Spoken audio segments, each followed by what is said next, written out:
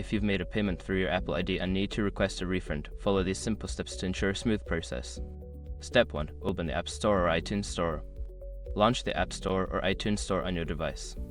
Make sure you are signed in with the Apple ID associated with the purchase you want to refund. Step 2. Access your account. Tap on your profile picture or the account icon at the top right corner of the screen. From the account menu, select Purchase to view your purchase history. Step 3. Find a purchase.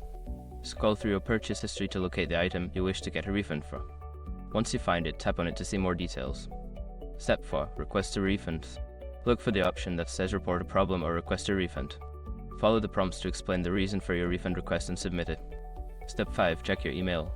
After submitting your request, check your email for a confirmation from Apple. They will notify you of the status of your refund request, which may take a few days to process. Following these steps will help you navigate the refund process smoothly. If you have any further questions, consider visiting Apple's support page for more detailed assistance.